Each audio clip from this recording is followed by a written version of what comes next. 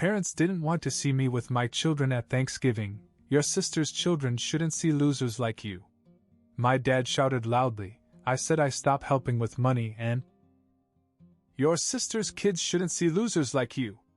My father's voice echoed through the house, loud enough to make the entire room tense. I stood there for a second, stunned. Did I really just hear that? I wasn't even sure how it had come to this. It was supposed to be a normal Thanksgiving, or as normal as it could be in my family. But this year was different. My sister, Emily, was visiting from Switzerland after 7 years, and you'd think she was royalty from the way my parents acted. Everything had to be perfect for her and her two golden children, Lily and Jack. I'd never seen Emily's children in person. Over the years, I'd heard all about them through endless phone calls and updates. They were apparently straight-A students who spoke 3 languages, excelled in music, and somehow had never thrown a temper tantrum in their lives. My parents talked as if they were walking miracles. Meanwhile, my own 2 children, Ben and Sophie, were apparently inferior by comparison. Never mind that Ben had made his school's soccer team last month or that Sophie had won a state spelling bee last year. When I first arrived with my kids, my parents actually let us in. For a while, it almost seemed like we were going to have a good time. But the good vibes didn't last. As soon as Emily and her family walked in, the comparisons began. Look at Emily. My mother gushed to no one in particular. She's done so well for herself. Yes, Dad added, his voice full of pride. A nice house in Geneva, a great job, smart kids, all set. Not like some people. I didn't need an interpreter to know who he meant. The rest of the evening felt like a long, drawn-out roast disguised as small talk. Every time I tried to bring up something about my own life or my kids, my parents shot me down. Ben made the soccer team, I mentioned in passing. Oh, that's nice, Mom replied, clearly uninterested. Did you know Lily got invited to a soccer camp in Barcelona? They called it a once-in-a-lifetime opportunity. By the time we sat down to dinner, my blood was boiling. But I kept my mouth shut. I didn't want to ruin Thanksgiving for my kids. I thought maybe if I stayed calm, it would all blow over. Then Dad dropped the bomb. Chris, he said suddenly, his tone harsh and direct. We've talked, and we think it's better if you leave. What? I blinked in disbelief. We just don't want Emily's children around, certain influences, he said, waving his hand vaguely in my direction. You understand. We're trying to keep things positive today. I couldn't believe what I was hearing. My own father was kicking me out of Thanksgiving because my kids and I weren't good enough for his precious little reunion. I looked at my mother, expecting her to intervene, but she just gave me a dismissive look. Go away, she said. Don't waste our time. And that was it. Something inside me snapped. I didn't scream. I didn't cry. I just calmly said, Fine. But if that's how you feel, don't expect me to help you anymore. What's that supposed to mean? Dad asked, frowning. I've been paying your bills, Dad, I said flatly. Electricity. Internet. That joint account. You think your golden child is going to take care of you? Good luck with that. He scoffed. We'll be fine without your charity. All right. We'll see. Without another word, I grabbed my children and walked out of the house. The cold November air hit my face as we walked, but I felt strangely at peace. I knew exactly what I was going to do next. I didn't say much on the drive home.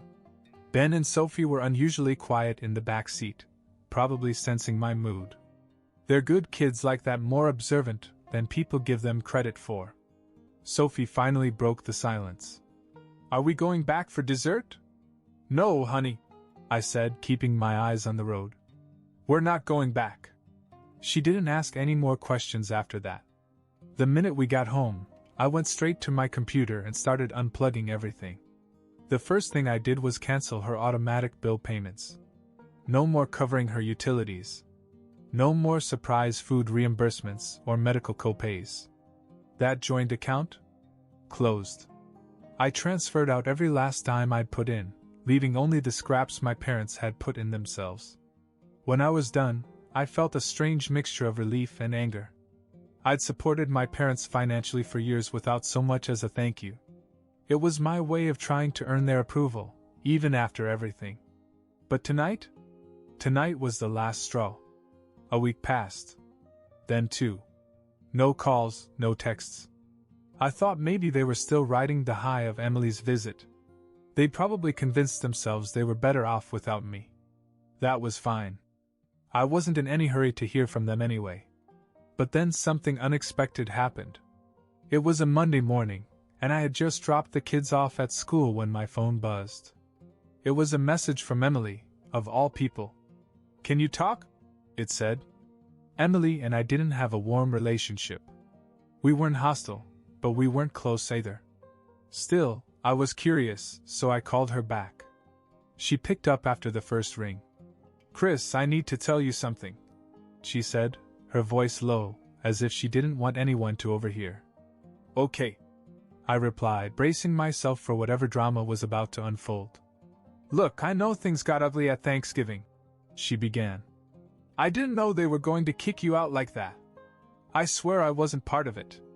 "Right," I said, not bothering to hide my skepticism.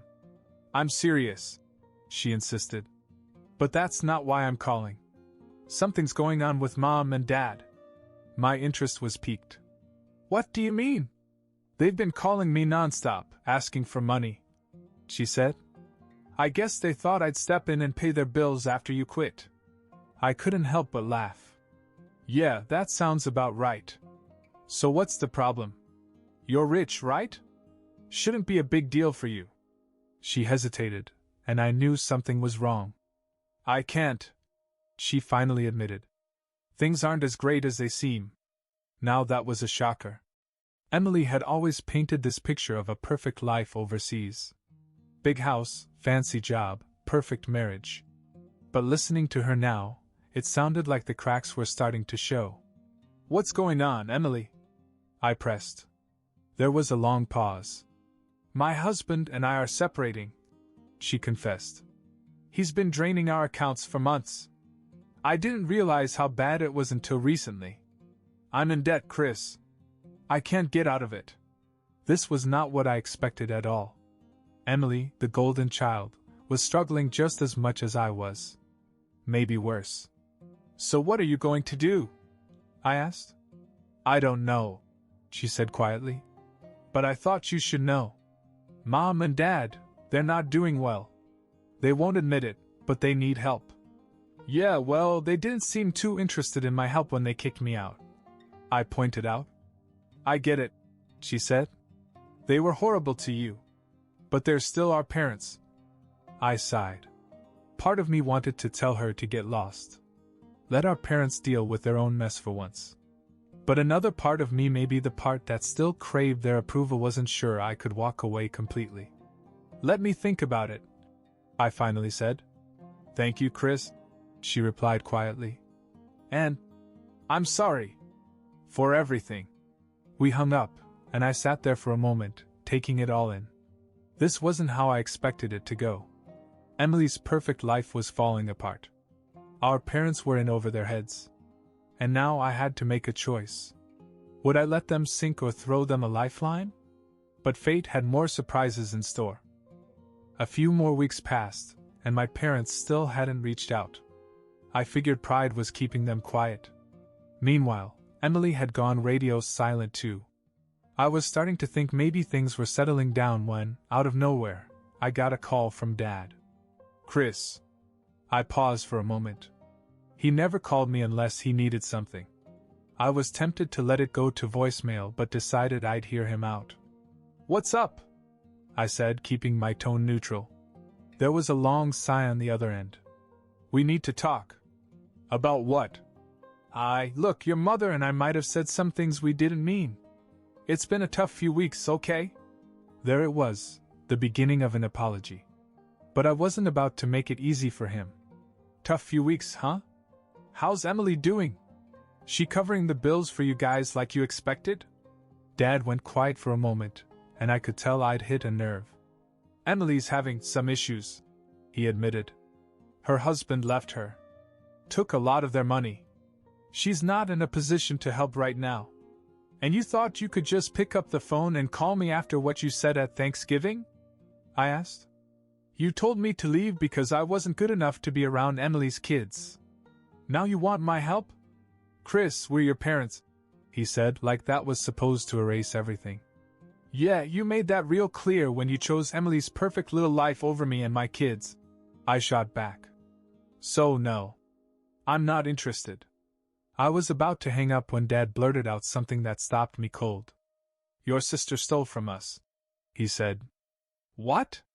Emily, he repeated, his voice shaking with frustration. She drained what was left of our savings and took off. We think she's gone back to Europe. She didn't even tell us. I blinked, trying to process what he just said. Emily had stolen their money? That didn't make sense. She wasn't that kind of person, at least, not the version of her I thought I knew. Why would she do that? I asked slowly. She said she needed it to pay off debts, Dad explained. We gave her access to our accounts because we thought she'd help manage things while she was visiting. Next thing we know, she's gone. I leaned back in my chair, stunned. So you're telling me that your golden child, the one you put on a pedestal for years, screwed you over and disappeared? Dad didn't answer right away. I could almost hear the shame in his silence.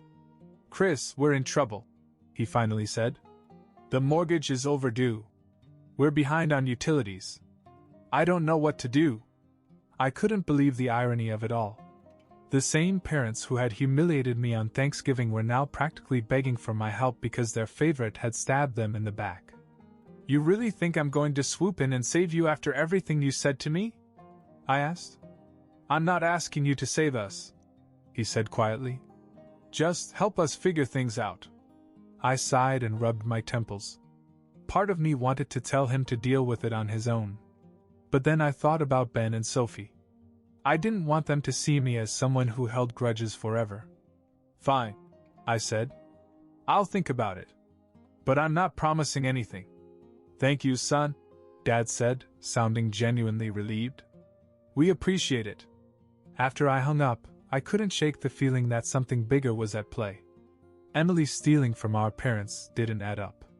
There had to be more to the story. And if I was going to help, I needed to get to the bottom of it first. Little did I know, this rabbit hole was about to go deeper than I ever expected. After Dad's call, I couldn't stop thinking about Emily. Stealing from our parents? Running off to Europe? It didn't fit the image I had of her.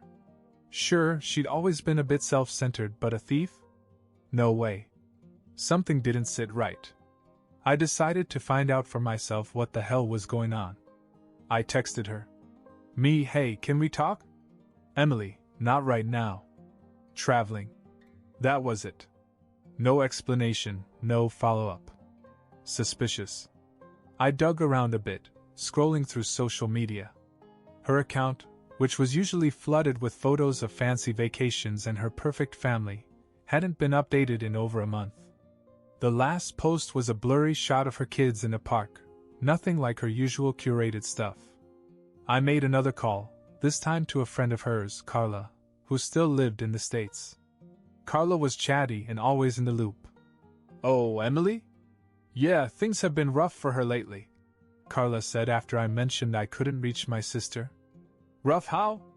I asked. Well, her husband cheated on her for one. With some coworker. Real scandal. And I heard she's been in deep with debt collectors. A few people mentioned she borrowed a ton of money to expand her investments, but it all went south. Investments? That was news to me. Emily never mentioned anything about investments. Do you know where she is now? Not really. She said something about going back to Europe for a while. She's probably trying to lie low until things blow over, Carla said casually, like that wasn't a bombshell. Lie low? This didn't sound like Emily at all. The picture was getting messier by the minute. I thanked Carla and hung up. That evening, I told Ben and Sophie we were going on a short road trip the next day. They were curious but didn't ask too many questions. I packed the car and drove them to a nearby town where my parents had a vacation property, a small lake house they rarely used. I had a feeling that if Emily was still in the country, she might be hiding out there. When we pulled up to the house, it looked quiet, almost abandoned. But there was a car in the driveway. Emily's car. "Stay in the car," I told the kids. I walked up to the front door and knocked. No answer. I knocked again, harder this time. Finally, I heard footsteps inside. The door opened a crack, and there she was, Emily, looking exhausted and disheveled. "Chris?" she said, eyes wide with surprise. "Mind explaining what's going on?" I asked, crossing my arms. She sighed and stepped back to let me in. The inside of the house was a mess, clothes and papers scattered everywhere. It looked like she'd been living out of a suitcase. "I didn't steal from them," she said before I could even ask. "Dad says otherwise," I replied. "They gave me access to the account," she insisted. "I told them I needed help to pay off some debts, and they agreed. But when things got worse, they freaked out and accused me of stealing. Why didn't you tell me any of this?" "Because I knew you'd think the worst too," she said, slumping onto the couch. "Everyone always expects me to have it all together. I didn't want you to see me like this." I sat down across from her, trying to process everything. "So, what's the plan? Run away to Europe and hope nobody notices?" "I'm not running," she said firmly. "I just needed a break to figure things out. I was going to pay Mom and Dad back once I sorted my finances. But now they're making it sound like I robbed them blind." This was a lot to take in. On one hand, I understood why my parents were panicking. They had no clue how to handle their own finances. On the other hand, Emily wasn't the villain they were making her out to be. "You need to talk to them," I said. "And say what? That I screwed up? They'll never let me live it down," she muttered. "Well, welcome to the club," I said with a bitter laugh. "They've been treating me like a failure for years. Maybe now you'll see what it's like on the other side."